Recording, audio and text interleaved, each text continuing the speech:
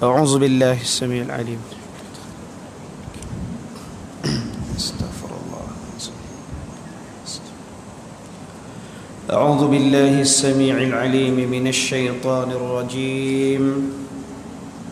بسم الله الرحمن الرحيم. يهده الله فلا مضل له ومن يضلل اللهم صل وسلم وبارك على سيدنا وحبيبنا وشفيعنا وقرة أعيننا محمد صلى الله عليه وسلم وعلى آله وصحبه أجمعين. أما بعد، قال الله تعالى إن الدين عند الله الإسلام. صدق الله. Assalam. Di atas segala nikmat yang diberikan kepada kita, alhamdulillah, di atas kasih sayang yang Allah Subhanahu wa taala limpahkan ke atas kita. Alhamdulillah, insya-Allah pada pagi yang berbahagia ini kita akan sambung kuliah 40 hadis rukun Islam, dan kita masih lagi dalam kitab syahadah, hadis yang ke-7. Baik. Abshiru fa innallaha qad ghafara lakum. An bin Aus dan Ubadah bin As-Samit radhiyallahu anhu telah bersabda Rasulullah sallallahu alaihi wasallam, sesungguhnya Allah Subhanahu wa taala telah mengampuni kalian. Hadis ni hadis tentang kelebihan la ilaha illallah juga. Baik, kefahaman hadis. Jika diperhatikan pada hadis di atas, kalimah la ilaha illallah diutuskan oleh Allah Subhanahu wa taala sebagai kalimah tauhid kepada umat manusia untuk mengesakan Allah Subhanahu wa taala. Begitulah juga para rasul diperintahkan untuk menyampaikan kalimah tersebut kepada umat manusia, dan ia akan melayakkan manusia masuk ke dalam syurga. Baik. Jadi la ilaha illallah ini adalah tiket yang paling basic untuk orang masuk syurga. Baik. Kita kira zaman kita lah, manusia ni ada 7 bilion tak? 7 bilion. Lebih kurang lah 7 bilion. 1.6 atau 1.7 bilion sahaja Muslim. 1.6 sampai 1.7 bilion sahaja Muslim. Dan 1.6 dan 1.7 ni belum tentu semua masuk syurga. Kalau saya dengar ceramah Ustaz Wadi Anwar semalam, dia sebut ahli neraka ni dengan ahli syurga ni, nisbah dia satu daripada 1000 orang, seorang ahli syurga, 999 orang ahli neraka. Ustaz Wadi sebutlah, Allah alam dari mana beliau, kan, dia sebut begitu. Maksudnya satu ahli syurga, 999 orang lagi ahli neraka. Kita tengok nisbah kita sekarang lah. Nisbah basic pun 5 bilion tu dalam neraka dah. Kalau tak masuk syurga, kalau tak ada la ilaha illallah Muhammadur Rasulullah. Hak dalam 1.7 bilion ni belum tentu semua masuk syurga. Belum tolak hak akidah rosak-rosak lagi.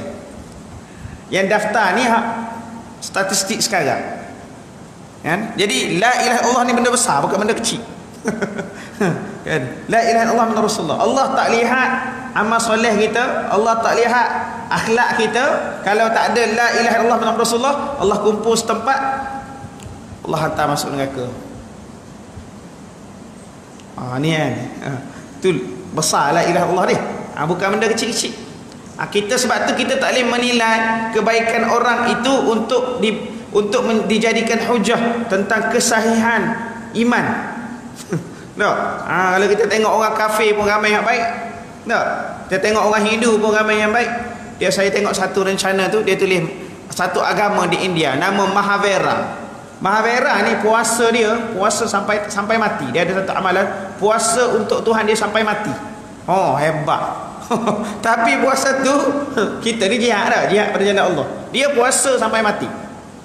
Ada orang tua di kalangan mereka nak bagi tahu pengabdian mereka begitu hebat. Kan, ajaran Mahavira.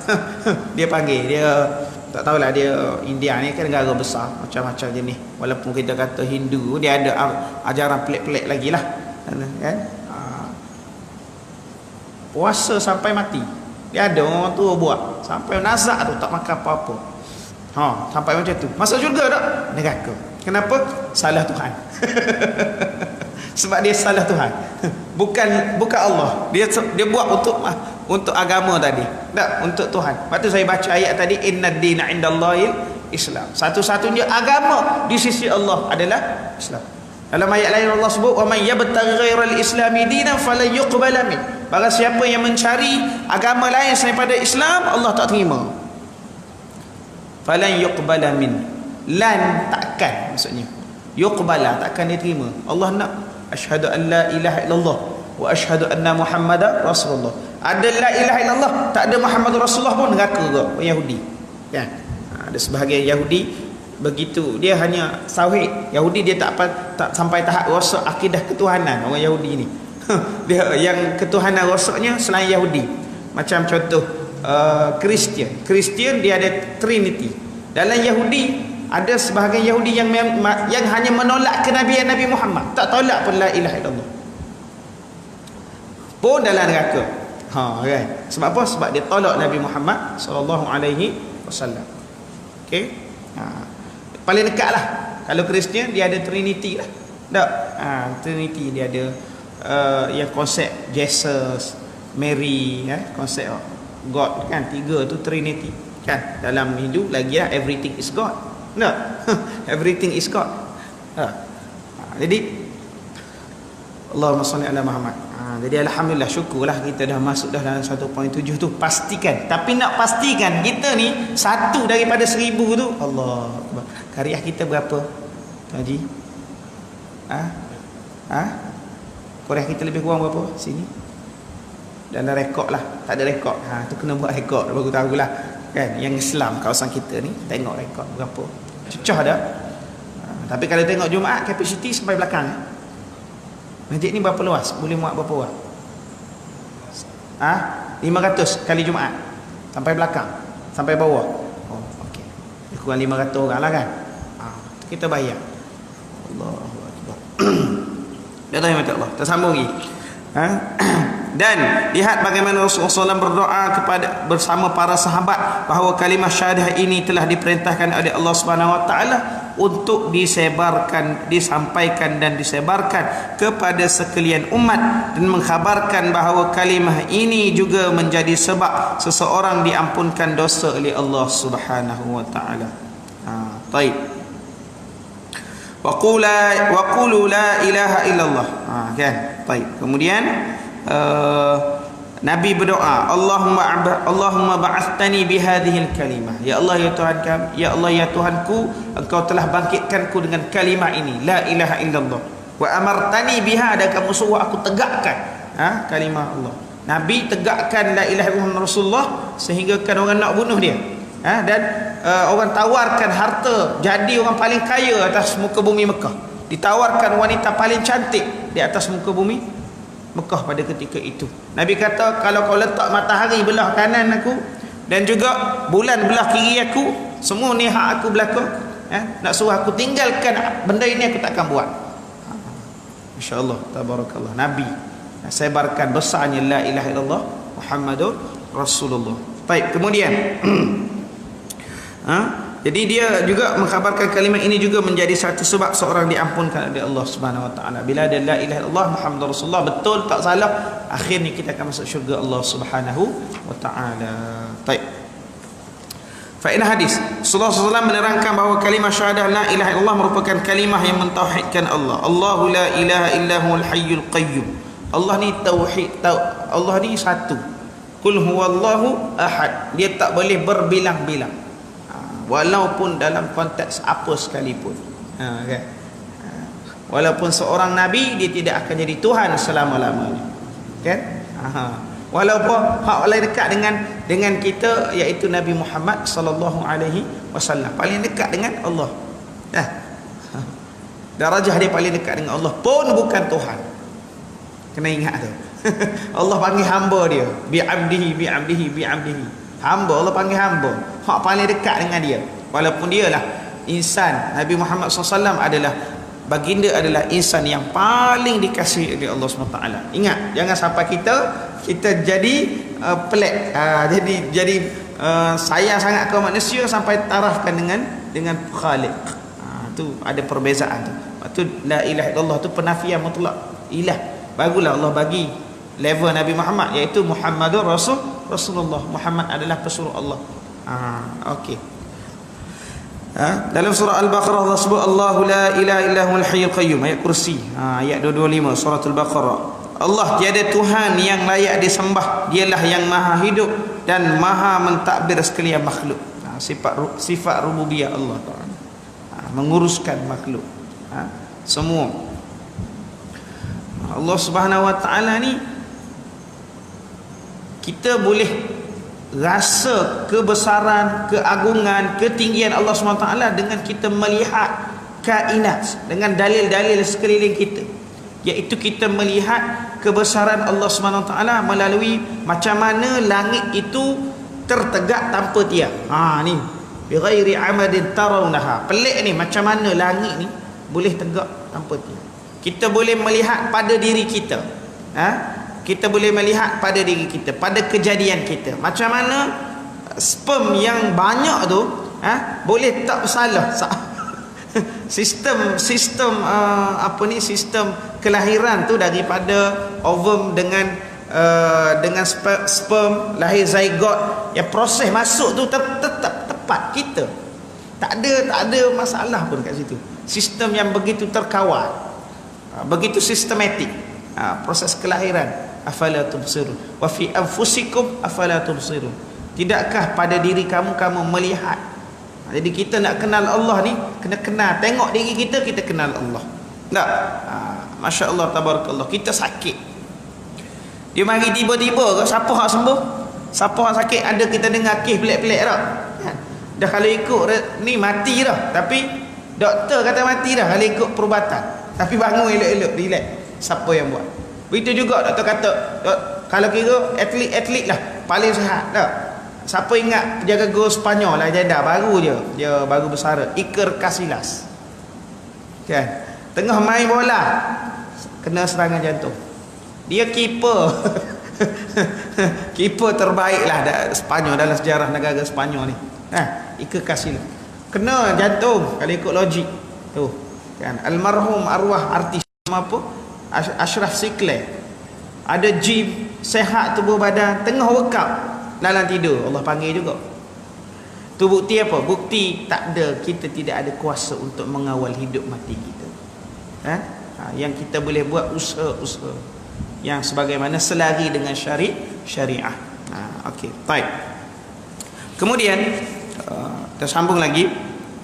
Kalimah yang diberikan kepada rasulnya, wa ma arsalna min qablika min rasulin illa nuhi ilaih annahu la ilaha illa ana fa'budni, la ilaha illa ana fa'budni, surah Al-Anbiya ayat 25. Dan kami tidak mengutuskan sebelummu wahai Muhammad seorang rasul pun, melainkan kami wahyukan kepadanya. Nabi menyambung rantaian tauhid yang Allah hantar kepada nabi-nabi sebelum Nabi Muhammad SAW. Nabi ada 124,000 orang. Rasul ada khilaf, ada kata 313, ada kata 315.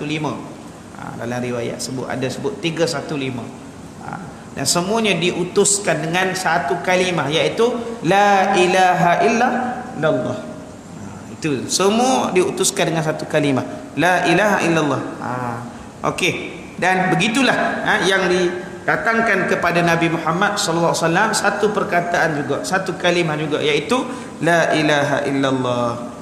Kalimah yang melayakkan kita masuk ke dalam syurga Allah. Kita bincang tadi.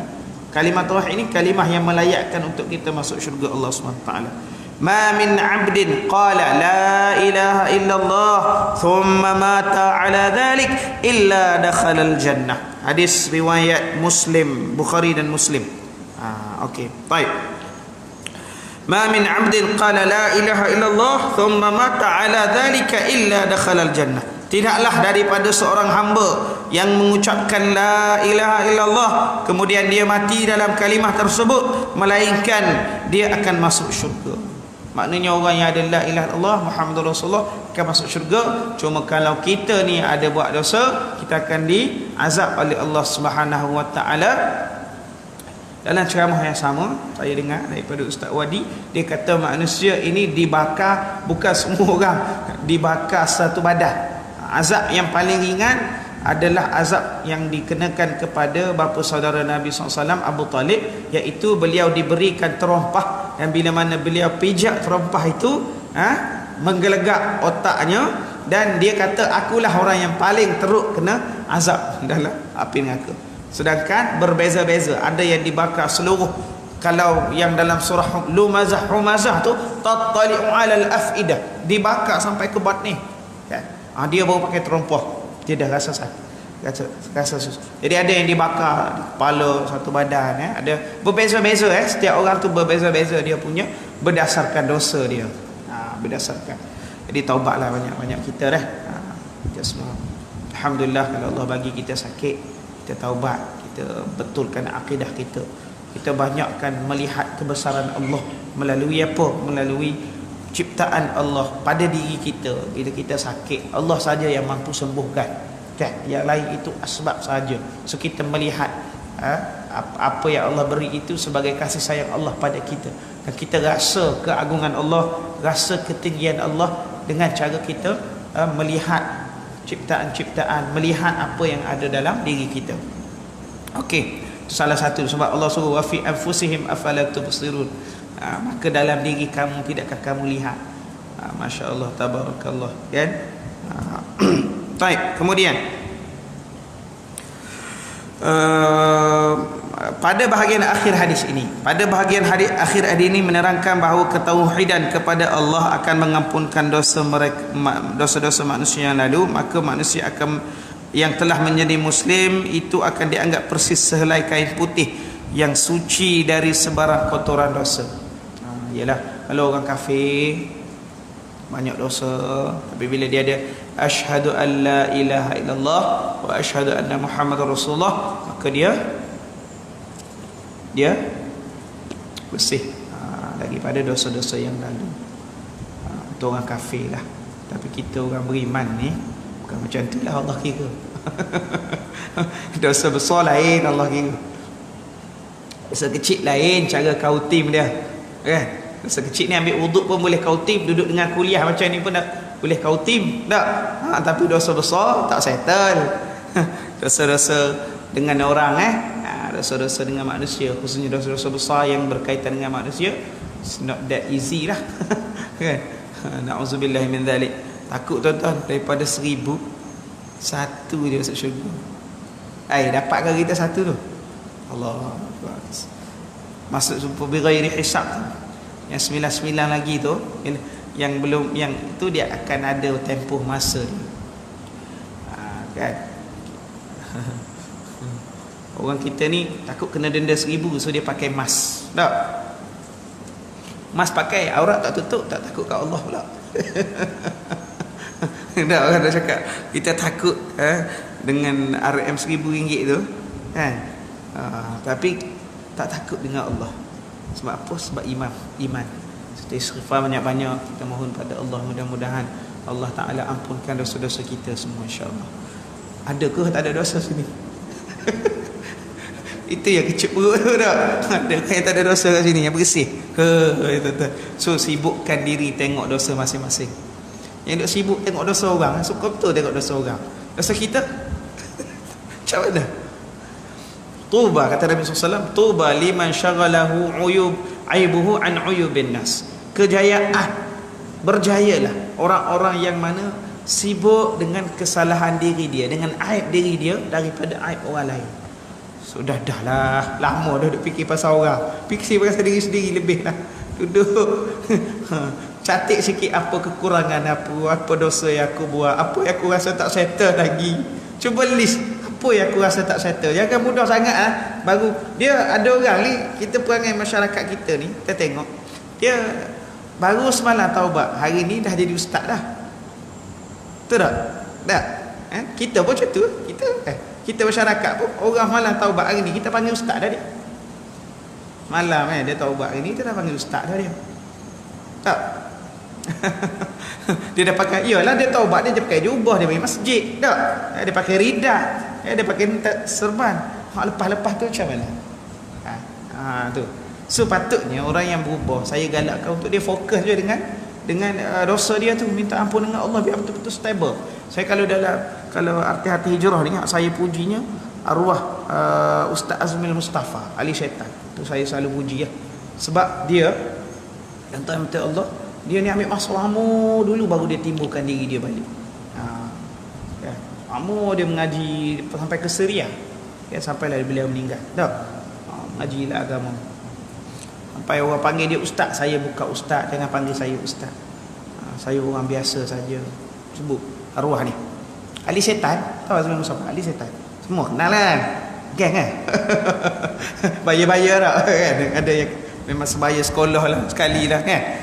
Masya-Allah. Saya suka macam tu. Saya tak suka malam ni, hari ni panggil dah.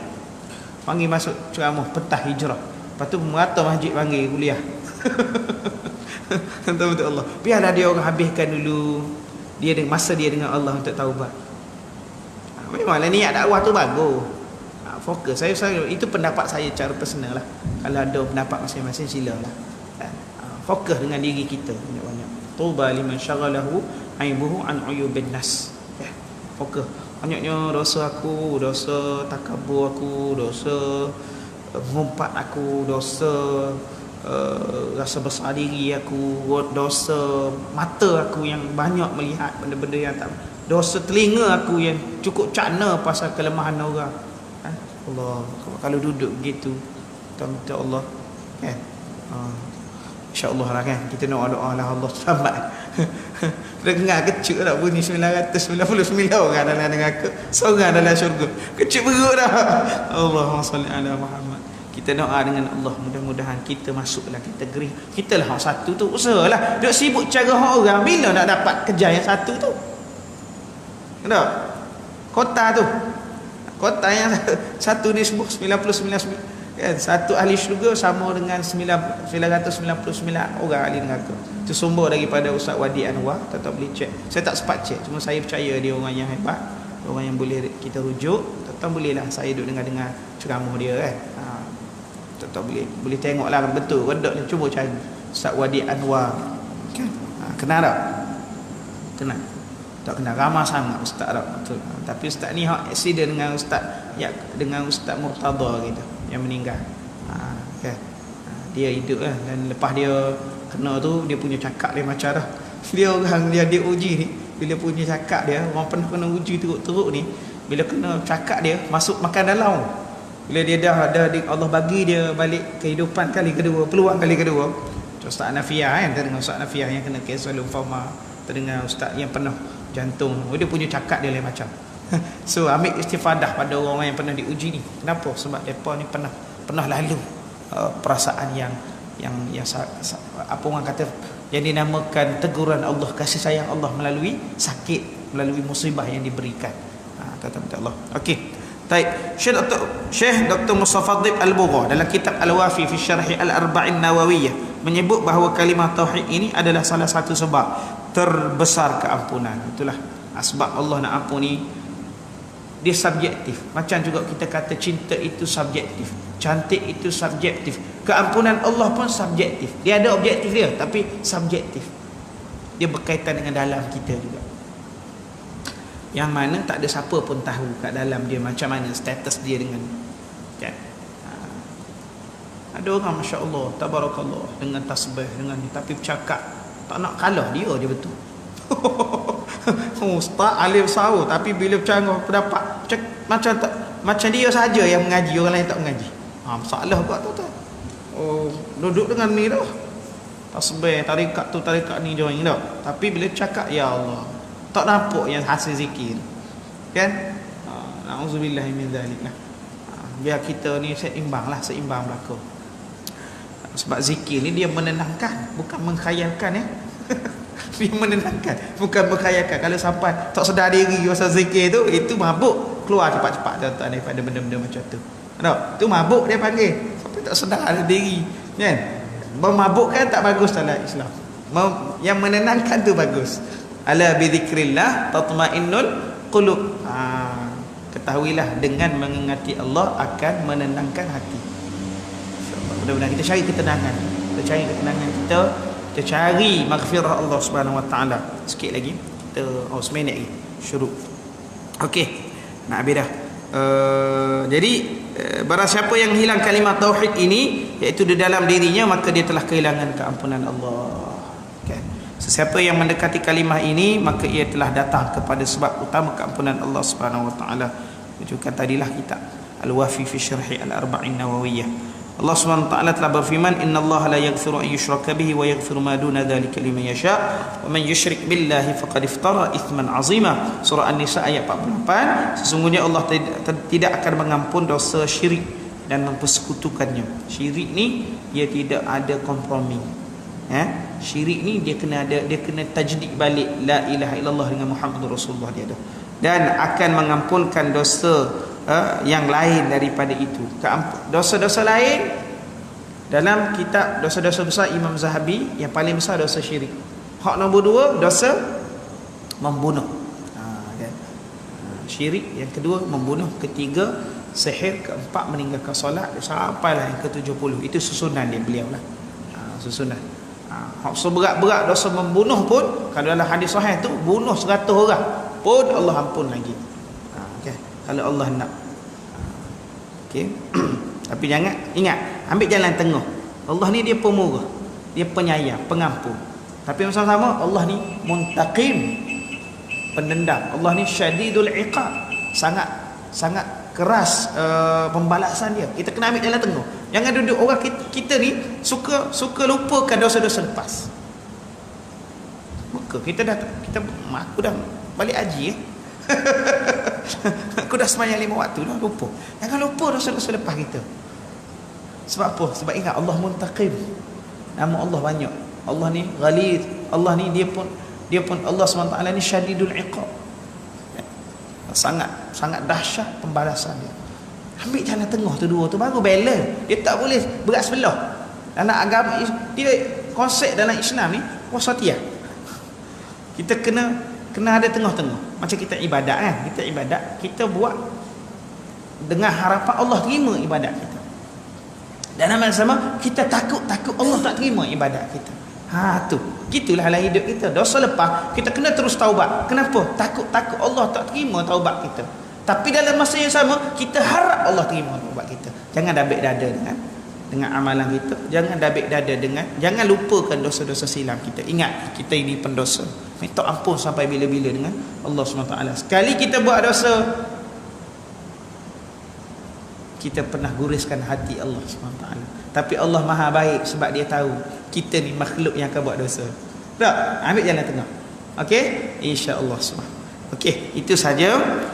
Mudah-mudahan ada lagi satu bab ni bulan depan lah. Bab syirik. Kita cerita bab syirik. Man mata syirik ni bab janji buruk tu kita akan bincang nanti pada kuliah bulan depan insya-Allah.